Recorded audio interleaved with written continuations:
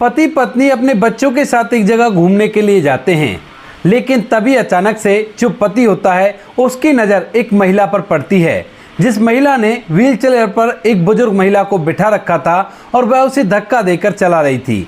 साथ में उसकी लाचारी को दिखाकर वह लोगों से भीख भी मांग रही थी। जैसे ही पति उस महिला की ऐसी हालत देखता है तो पूरी तरह से हैरान हो जाता है और सोचने लगता है कि आखिर इसकी हालत ऐसी कैसे हो गई, क्योंकि इनका तो परिवार अच्छा खासा था, कोई भी दिक्कत नहीं थी, फिर ऐसा क्या हुआ, कौन थी वह महिला और किस वजह से पति ये सब कुछ देखकर ऐसा सोच रहा था। पूरी सच्चाई के बारे में जानने के लिए वीडियो को अंत तक जरूर देखें। महाराष्ट्र के अहमदनगर जिले के एक छोटे से गांव में एक लड़का रहा करता है जिसका नाम है शेखर। शेखर परिवार का बड़ा लड़का है, उससे एक छोटी बहन है और उसके माता पिता भी हैं। शेखर ने अपनी पढ़ाई लिखाई कर ली है और पढ़ाई लिखाई करने के बाद अब वह गवर्नमेंट जॉब की तैयारी कर रहा है। पिता ने अपने बेटे को पढ़ाने लिखाने के लिए अपनी ज़मीन तक गिरवी रखवा दी है ताकि बेटा पढ़ लिख कर किसी सरकारी नौकरी में लग सके और उसके बाद उसका जीवन अच्छी तरह से व्यतीत हो सके। यानी कि परिवार के अंदर बहुत अच्छी बॉन्डिंग है एक दूसरे को लेकर। बहन भी अपने भाई से प्यार करती है और माता पिता भी बेटे पर दुलार किया करते हैं। धीरे धीरे समय बीतता और समय के साथ साथ जो शेखर होता है वह सरकारी नौकरी में लग जाता है। शेखर का व्यवहार काफ़ी अच्छा था और वह लोगों पर दया किया करता था और ईमानदारी से अपनी ज़िंदगी को व्यतीत किया करता। जैसे उसकी सरकारी नौकरी लगती है तो उसके बाद शेखर के माता पिता उसके शादी की चिंता करने लगते हैं और उसके लिए इधर उधर लड़की ढूंढने लगते हैं। अब यह बात जैसे शेखर को पता चलती है कि माता पिता उसके लिए लड़की ढूंढ रहे हैं तो उसके बाद वह अपने पिता से कह देता है कि पिताजी, लड़की तो आप ढूंढ लो, लेकिन मेरी शादी एक ऐसी लड़की से होगी जो कि अपने साथ 1 रुपये का दहेज नहीं लेकर आएगी। और हाँ, लड़की के अंदर एक क्वालिटी और होनी चाहिए, उसका परिवार गरीब होना चाहिए। अब यह बात सुनकर जो उसके माता पिता होते हैं वो थोड़े से हैरान होते हैं और अपने बेटे से इस बात का कारण पूछने लगते हैं कि बेटा, क्यों तुम एक गरीब लड़की से शादी करना चाहते हो, इसके पीछे कोई ना कोई तो वजह होगी। तो उसके बाद शेखर, जो अब तक खड़ा होकर इन बातों को कह रहा था, वह अपने माता पिता के पास ही बैठ जाता है और बैठने के बाद उन्हें बताने लगता है कि देखो माँ बाबू जी, अमीर लोगों की लड़कियों की तो शादी बहुत ज़्यादा हो जाती है, लेकिन गरीब अपनी बेटी के अच्छे घर में शादी नहीं करा सकता। अब मेरे पास सरकारी नौकरी है तो मुझे तो जीवन भर पैसों रुपयों की कोई भी दिक्कत नहीं होगी। अगर मेरे साथ किसी गरीब की शादी होती है तो उसकी बेटी की भी ज़िंदगी बन जाएगी और वो भी आराम से समय व्यतीत करेगी। यह बात सुनकर माता पिता बेटे की भावनाओं को समझते हैं और कहते हैं कि हाँ बेटा, तू सही कह रहा है, कोई भी दिक्कत नहीं है और ऐसा ही हम लोग करेंगे। इसके बाद माता पिता बेटे की इच्छा को मानते हुए उसके लिए ऐसी ही लड़की ढूंढने लगते हैं। ढूंढने से उन्हें एक लड़की मिल भी जाती है। लड़की का नाम होता है काजल।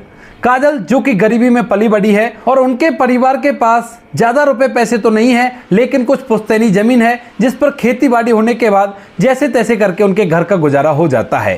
काजल भी घर की बड़ी बेटी थी, उससे छोटा एक भाई था और साथ में उसकी माँ थी। यानी कि काजल के पिता की पहले ही मौत हो चुकी थी और इसके बाद जो शेखर के पिता होते हैं वह काजल को अपने बेटे के लिए पसंद कर लेते हैं। इधर जब शेखर पूरी कंडीशंस को देखता है और सुनता है तो वह भी शादी के लिए राजी हो जाता है और साथ साथ काजल की माँ से कह देता है कि देखिए, हमें आपकी केवल बेटी चाहिए और इसके अलावा हमें कुछ भी नहीं चाहिए। आपको 1 रुपये का दहेज देने की भी जरूरत नहीं है। जो कपड़े मैं अपने साथ ले आऊँगा उन्हीं को पहनकर ये मेरे साथ चली जाएगी। अब काजल की जो माँ होती है वह भी इस बात से एग्री हो जाती है और दोनों बच्चों की धूमधाम से शादी हो जाती है। शादी होने के बाद काजल दुल्हन बनकर शेखर के घर में आ जाती है और वहाँ पर उसके साथ रहने लगती है। लेकिन जो काजल थी उसका व्यवहार बिल्कुल भी शेखर के जैसा नहीं था। वह तो एक दूसरे को ईर्ष्या की भावना से देखा करती और जो कहते हैं ना कि गरीबी के कारण उसका माइंडसेट इतना चेंज हो गया था कि उसे बस पैसा ही पैसा दिखाई दिया करता। साथ में जो काजल थी वह अपनी माँ की बातें भी माना करती थी और जब शेखर के घर की बातें वो अपनी माँ को बताती है तो उसकी माँ इस बात को देखकर बहुत कुछ दिमाग में प्लान बनाने लगती है कि किस तरह से बेटी के घर की धन दौलत मेरे घर में आए। इसके बाद धीरे धीरे जो काजल की माँ होती है वह काजल को सिखाने लगती है कि तू ऐसा कर, घर में लड़ाई करने लग और उसके बाद तेरा पति तुझसे अलग हो जाएगा और जब तेरा पति तुझसे अलग हो जाएगा तो उसके बाद उसकी तनख्वाह में से तू कुछ पैसे हमारे लिए भेज दिया करना। अब यह बात सुनकर जो काजल है वह भी अपनी बात मानने के लिए तैयार हो जाती है और घर के अंदर कलह का माहौल करने लगती है। अभी तक शादी को लगभग 8 महीने बीते थे और काजल प्रेग्नेंट भी थी और उसी दौरान जो काजल होती है अपने सास ससुर से और अपनी छोटी ननद से लड़ाई करने लगती है।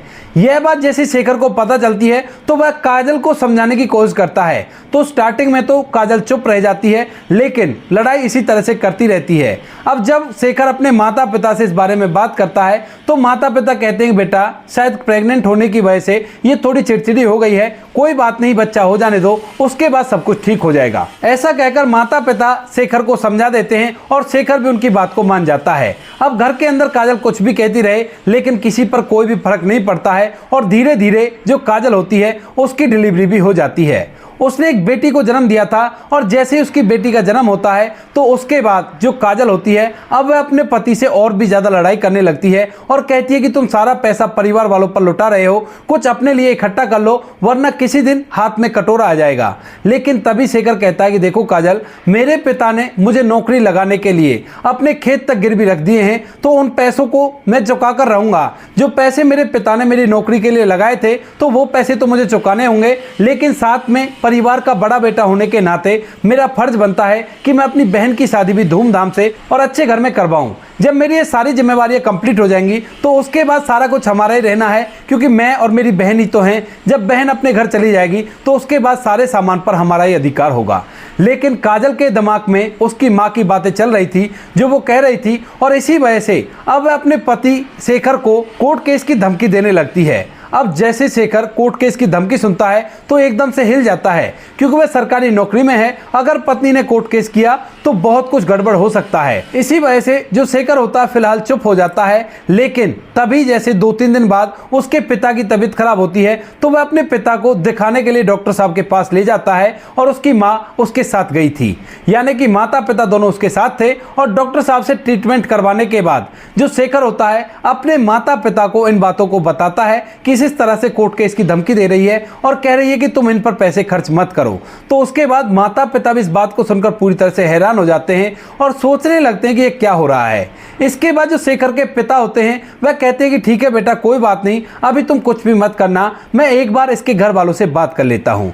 इसके बाद जो शेखर के पिता होते हैं वह काजल की माँ से इस बारे में बात करते हैं, लेकिन काजल की माँ हाथ खड़े कर देती है और कहने लगती है कि क्या करें बेटी, हमारी मानती नहीं है तो हम इसमें कुछ भी नहीं कर सकते। यानी कि जो काजल की माँ है उसने साफ साफ अंदेशा दे दिया था कि यह सब कुछ उसकी ही वजह से हो रहा है। शेखर का पिता इस बात को समझ जाता है और उसके बाद चुपचाप अपने घर आकर बेटे से कह देता है कि बेटा भला इसी में है, जैसा बहू कह रही है वैसा ही तुम करो वरना बहुत कुछ गड़बड़ हो जाएगा। इस बात को सुनकर शेखर को अच्छा तो नहीं लगता ऐसा करना, लेकिन मजबूरन जो शेखर है वह अपनी पत्नी की बात मानने के लिए तैयार हो जाता है। जब अपनी पत्नी से कहता है कि बताओ तुम्हें क्या करना है और क्या हमें आगे करना चाहिए जो हमारा फ्यूचर अच्छा रहे, तो शेखर की जो पत्नी काजल होती है वो कहने लगती है कि सबसे पहले तो तुम ऐसा करो, जहां पर रहा करते हो वहीं पर कोई किराए का मकान ढूंढो और उसी के अंदर हम जाकर रहेंगे। इस बात को सुनकर शेखर ना चाहते हुए भी अपने उसी शहर में जहां पर उसकी नौकरी थी, जहां पर अब तक वह यहां से जाकर नौकरी किया करता था, उसी के अंदर एक किराए का मकान ढूंढ लेता है और उसके अंदर काजल को लेकर शिफ्ट हो जाता है। शेखर को अपने घर वालों की बहुत ज्यादा याद आया करती है, क्योंकि अब तक वह इस शहर में अपने घर से ही ड्यूटी अप डाउन कर लिया करता था, लेकिन आज उसकी पत्नी ने उसे अपने परिवार से अलग कर दिया है। लेकिन माता पिता ने उसे समझा दिया था और कहा था कि बेटा ऐसे समय में समझदारी से काम लेना चाहिए, अगर कोई गड़बड़ हो गई तो फिर बहुत बुरा हो जाएगा। पति पत्नी शहर में रहने लगते हैं। इधर जो काजल का छोटा भाई होता है वह भी अब बड़ा हो गया था और वह भी नौकरी लग जाता है। नौकरी लगने के बाद वह भी अपने घर का खर्च चलाने लगता है और धीरे धीरे उनके दिन और भी अच्छे आने लगते हैं, यानी कि काजल के परिवार वालों के दिन अब अच्छे होने लगे थे। और यहाँ पर जो काजल है वह भी अपने पति को लेकर अब अलग रहने लगी है। लेकिन जो काजल की माँ होती है उसे अभी तसल्ली नहीं है और उसे तो कुछ ना कुछ अपनी बेटी के घर का चाहिए ताकि उसकी जिंदगी और भी ज्यादा आसान हो सके। यही सोचकर बार बार वह काजल को सिखाया पढ़ाया करती और इसके बाद काजल अपने पति से लड़ाई किया करती है और लड़ाई के दौरान वह बार बार उसे कोर्ट केस की धमकी भी दिया करती है। तो उसके बाद शेखर एक बार फिर से उसे समझाने की कोशिश करता है, लेकिन काजल की समझ में एक नहीं आता है और वह उससे जोर जोर से चिल्ला चिल्ला कर लड़ाई करने लगती है। कहती है कि मैं जैसा कहती हूं वैसा तुम्हें करना होगा, वरना फिर देख लेना तुम्हें और तुम्हारे पूरे परिवार को मैं सलाखों के पीछे करवा दूंगी, क्योंकि महिलाओं की अच्छी चला करती है। इस बात को सुनकर जो शेखर होता है वह चुपचाप सा रह जाता है और इसके बाद धीरे धीरे काजल का कहा मानने लगता है। लेकिन फिलहाल आलम यहाँ तक हो गया था कि काजल ना तो शेखर को उसके घर पर जाने देती है, क्योंकि पहले जब वो शुरू में यहाँ पर सेटल हुआ था तो उसके बाद वो हर महीने अपने घर चला जाया करता और वहां पर परिवार वालों के लिए कुछ ना कुछ सामान ले जाया करता। जब काजल को इस बात के बारे में पता चला तो उसने शेखर का वहां पर जाना तो बंद करा ही दिया था। ऊपर से जब कभी शेखर उसे फोन पर अपने घर वालों से बात करता हुआ मिलता तो उसके बाद वो उससे लड़ाई कर दिया करती और बात करना भी उसने बंद करा दिया था। इसके बाद धीरे धीरे कुछ समय और बीतता है और समय के साथ साथ काजल के अत्याचार कुछ ज्यादा ही बढ़ गए थे और वह अकेले में अब शेखर पर हाथ भी उठाने लगी थी। अब शेखर इन बातों को सुनकर काफी ज्यादा परेशान रहता है, लेकिन जैसे तैसे वो अपने पिता के कहे अनुसार अपने समय को व्यतीत कर रहा था और सोच रहा था कि जब अच्छे दिन नहीं रहते हैं तो बुरे दिन कहां से रह जाएंगे, ये भी धीरे धीरे खत्म हो जाएंगे और किसी ना किसी दिन तो हमारा परिवार अच्छी तरह से चलेगा। लेकिन एक दिन क्या होता है, एक दिन जो काजल की माँ और उसका भाई है वो वहां पर आते हैं और जो काजल होती है उनके सामने अपने पति पर हाथ उठा देती है। जब शेखर ये देखता है कि अब तक तो बात चार दीवारी के अंदर थी, लेकिन अब तो इसने अपने परिवार वालों के सामने मुझ पर हाथ उठाया है, तो वह सोचने लगता है कि इसका कुछ ना कुछ तो करना होगा। आखिर मैं ऐसा क्या करूं जो मेरा काम भी हो जाए और मेरा कोई नुकसान भी ना हो। यही सोचकर वह काफी ज्यादा हैरान और परेशान रहता है। तभी अचानक से वह अपने एक दोस्त जिसका नाम मनीष होता है उससे इस बारे में बात करता है, जो कि उसके साथ ही उसी ऑफिस में काम किया करता था। मनीष जो कि पढ़ाई लिखाई में काफी ज्यादा तेज था और उसका दिमाग काफी ज्यादा तेज चला करता था। जैसे शेखर अपने दोस्त मनीष से बात करता है तो उससे कहने लगता है कि यार मुझे तुम्हारे साथ अपनी एक समस्या साझा करनी है, अगर तुम किसी को ना बताओ तो मैं तुम्हें कुछ बताना चाहता हूँ। इसके बाद जो मनीष होता है वह कहता है कि भाई तू चिंता मत कर, मैं बिल्कुल से तुम्हारी बात को किसी को भी शेयर नहीं करूंगा और तुम मुझे बता सकते हो बेझिझक होकर। इसके बाद जो शेखर होता है अपनी सारी के सारी समस्या उसे बता देता है और जैसे मनीष इन सभी बातों को सुनता है तो एकदम से उसे भी बहुत बड़ा झटका लगता है, क्योंकि ना तो पति के अंदर कोई भी कमी थी, ना ही वह शराब पिया करता, ना ही और लड़कियों के चक्कर में रहा करता और ना ही वह बेरोजगार था। फिर भी उसकी पत्नी उसको इतना टॉर्चर कर रही थी कि उसको अंदर से बहुत गहरी चोट इन चीजों की लगी हुई थी। इसके बाद जो मनीष होता है वह इस बारे में थोड़ी देर तक गहन सोच विचार करता है और गहन सोच विचार करने के बाद उसे एक ऐसी बात बता देता है जिसे सुनकर शेखर को लगने लगता है कि शायद अब मेरी समस्याओं का समाधान हो जाएगा और अब कोई भी कैसी भी दिक्कत नहीं होगी। उसके बाद जब मनीष वहां से अपने घर लौटता है ड्यूटी से तो रास्ते में एक दुकान पड़ती है और उस दुकान से एक हिडन कैमरा वो खरीद लेता है और उसको जाकर अपने उस कमरे में लगा देता है जहां पर उसकी पत्नी उस पर पिटाई लगाया करती थी। घर ज्यादा बड़ा नहीं था, बाकी कमरे तो ऐसे थे, लेकिन उसने बेडरूम में वो कैमरा लगा दिया था। इसके बाद धीरे धीरे समय बीतता है और समय के साथ साथ एक दिन फिर से ऐसा आता है जब काजल की माँ वहां पर आती है और उसी टाइम पर जो काजल होती है अपने पति से लड़ाई करती है और लड़ाई के दौरान उस पर पिटाई लगाने लगती है। वहीं पर काजल की माँ थी और काजल भी वहीं पर थी और जब वह शेखर को पीट रही थी तो उस समय वो पूरा के पूरा मंजर कैमरे में रिकॉर्ड हो जाता है और ये सारी बात उसने अच्छी तरह से रिकॉर्ड कर ली थी। शेखर बिल्कुल भी उसको हाथ भी नहीं लगाता है और जब काजल उस पर पिटाई लगा लगा कर थक जाती है उसके बाद आप ही अलग हो जाती है। इसके बाद जो शेखर होता है उस वीडियो फुटेज को ले लेता है और जब वह उस फुटेज को देखता है तो उसके अंदर सारी बातें रिकॉर्ड हो गई थी, जो कुछ भी काजल ने उससे कहा था और शेखर जिन बातों के लिए उससे मना कर रहा था वो सारी के सारी बातें एक प्रूफ की तरह उसके पास हो गई थी। इसके बाद वो अपने दोस्त मनीष के पास जाता है और मनीष को इस वीडियो फुटेज को दिखाता है तो मनीष कहता है कि बस अब तुम्हें और कुछ भी नहीं करना, अब केवल अपनी पत्नी से ऐसा कहो कि अब तुम ऐसा करो, मैं तुम्हारे साथ नहीं रह सकता और तुम्हें मुझसे अलग होना होगा। उसके बाद जब तुम्हारी पत्नी कोर्ट केस की धमकी दे तो उसे बस ये वीडियो की एक कॉपी दे देना और कहना कि पहले इस वीडियो को देख लो, अगर तुमने कोर्ट केस किया तो मैं इस वीडियो को लेकर पुलिस वालों के पास चला जाऊंगा और फिर देख लेना तुम्हारे साथ क्या होता है। मनीष के कहने पर शेखर ऐसा ही करता है और जैसे ही मनीष के कहने पर शेखर ने ऐसा किया था तो वही होता है जो कुछ वो सोच रहे थे। उसकी पत्नी कोर्ट केस की धमकी देती है, लेकिन जैसे ही शेखर उस वीडियो को उसे दिखाता है तो एकदम से उसके पैरों तले से जमीन खिसक जाती है और इसके बाद जो शेखर की पत्नी काजल होती है वह एकदम से उसके पैर पकड़कर फूट फूट कर रोने लगती है, क्योंकि उसे पता है कि इसके पास ऐसा प्रूफ है, अगर ये इसे दिखा देगा तो उसके बाद मेरी कोई भी नहीं सुनेगा और मैं कुछ भी कर लूं तो उसका कोई भी फर्क नहीं पड़ेगा।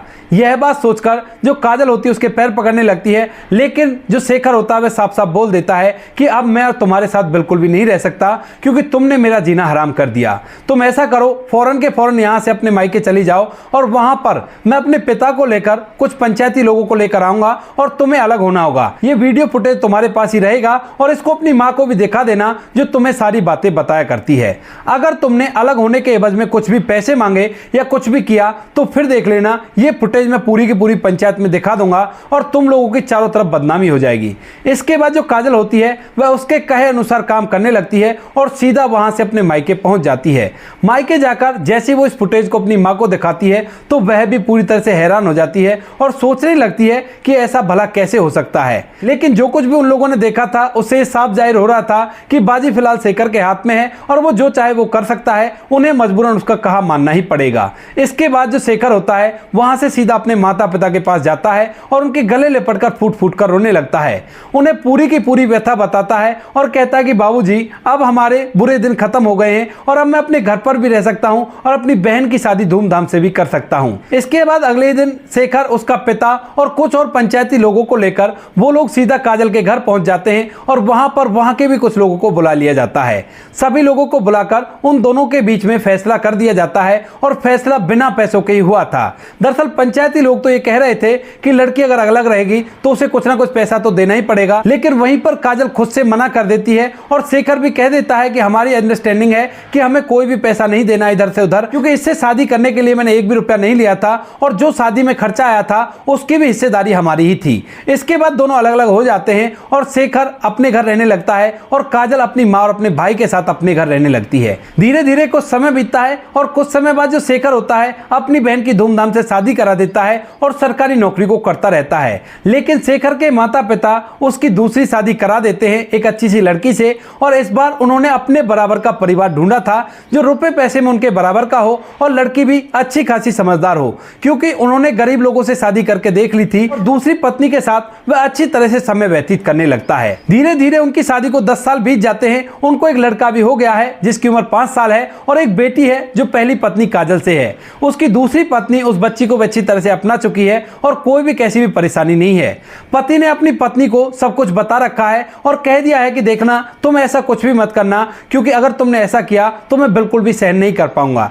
पत्नी पति की भावनाओं को समझा करती है और हंसी खुशी वो लोग जीवन व्यतीत कर रहे हैं। सब कुछ अच्छी तरह से हो रहा था, लेकिन तभी एक दिन अचानक से जो उनका लड़की होती है उसका जन्मदिन आता है और जन्मदिन पर फिलहाल वह घूमने के लिए कहने लगती है। अब पिता जब बेटी की मुराद सुनता है तो उसके बाद वो उसे पूरा करने के लिए अपनी 4 व्हीलर गाड़ी में पूरे परिवार को बिठाता है और घुमाने के लिए एक टूरिस्ट प्लेस पर ले जाता है। वहीं पर लोकल का एक टूरिस्ट प्लेस था और वहां पर जैसे ही वो लोग घूम रहे थे तो उसी दौरान उसकी नज़र एक महिला पर पड़ती है जो कि एक बुजुर्ग महिला को व्हीलचेयर पर बैठाकर उसे धक्का देकर चला रही थी और अपनी लाचारी को लोगों को दिखाकर भीख मांगती हुई फिर रही थी। जैसे शेखर उसे गौर से देखता है तो उसके बाद एकदम से वो उसे पहचान लेता है। सामने जो महिला थी वह और कोई नहीं, उसकी पहली वाली पत्नी थी जिसने उसका जीना आराम कर दिया था और उससे उसने छुटकारा पा लिया था। यह बात देखकर वह पूरी तरह से हैरान हो जाता है, क्योंकि उसके भाई की नौकरी लगने के बाद उसके परिवार की कंडीशन काफी अच्छी होने लगी थी, लेकिन आज दोनों माँ बेटी को भीख क्यों मांगनी पड़ रही है।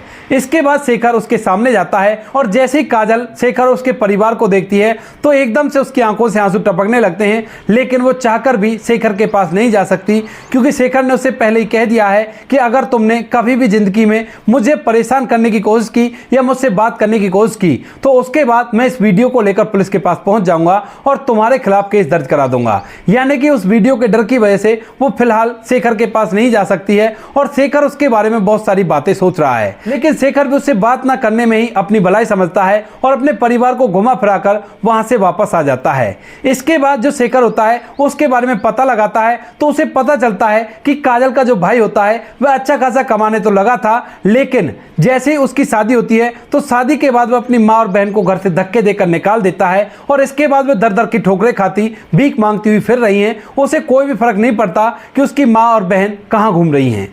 इन सभी बातों को सुनने के बाद उसे काजल पर तरस तो आता है, लेकिन जो कुछ भी उसने उसके साथ किया था उसके सामने उसकी सही सजा उसे लगती है और इसके बाद वह चुपचाप रह जाता है। फिलहाल के समय में भी काजल अपनी माँ को व्हीलचेयर पर बैठाकर उसकी लाचारी दिखाकर इधर उधर भीख मांगा करती है और अपना समय व्यतीत कर रही है। शेखर अपने परिवार के साथ अपनी जिंदगी को आराम से व्यतीत कर रहा है, कोई भी कैसी भी दिक्कत नहीं है। तो दोस्तों ये थी आज की कहानी। आपको कहानी जैसी भी लगी कमेंट सेक्शन में बता देना। वीडियो अगर अच्छी लगी तो वीडियो को लाइक और चैनल को सब्सक्राइब जरूर करें ताकि हमें थोड़ा सा हौसला मिले आप लोगों के लिए ऐसे अच्छे वीडियो बनाने के लिए। इन कहानियों को सुनाने का उद्देश्य किसी को परेशान करना बिल्कुल भी नहीं है। ये कहानी आपको इसलिए सुनाई जाती है ताकि आप लोग इन कहानियों में से कुछ ना कुछ सीख सको और अपने जीवन में उस चीज़ को अप्लाई कर सको। अब बारी आती है हमारे कुछ प्यारे सब्सक्राइबर की, जो हमारी वीडियोज़ पर अच्छे कमेंट भेजा करते हैं और हमें बहुत ज़्यादा मोटिवेट किया करते हैं। सबसे पहला नाम आता है मोहम्मद अहमद। मोहम्मद अहमद जी, आपका तहे दिल से धन्यवाद अपना कीमती वक्त निकालकर हमें इस लायक समझने के लिए। दूसरा नाम आता है अनिल साख्या जी का, जो कि फरीदाबाद हरियाणा के रहने वाले हैं और हमारी हर वीडियो को अपना प्यार दिया करते हैं। तो अनिल साख्या जी, आपका भी तहे दिल से धन्यवाद अपना कीमती वक्त निकालकर हमें इस लायक समझने के लिए। तीसरा नाम आता है गोपाल सिंह जी का। गोपाल सिंह जी, आपका भी तहे दिल से धन्यवाद अपना कीमती वक्त निकालकर हमें इस लायक समझने के लिए। चौथा नाम आता है आरिफ खान जी का। आरिफ खान जी, आपका भी तहे दिल से धन्यवाद अपना कीमती वक्त निकालकर हमें इस लायक समझने के लिए। पांचवा और आखिरी नाम आता है नीलू देवी का। नीलू देवी जी, आपका भी तहे दिल से धन्यवाद अपना कीमती वक्त निकालकर हमें इस लायक समझने के लिए। बाकी जो लोग रह गए हैं वो लोग बुरा ना माने, आने वाली किसी वीडियो में आपके नाम भी आ जाएंगे। आप लोग इसी तरह से अच्छे कमेंट भेजकर हमें मोटिवेट करते रहिए और हम आपके लिए ऐसी अच्छे वीडियो लाते रहेंगे।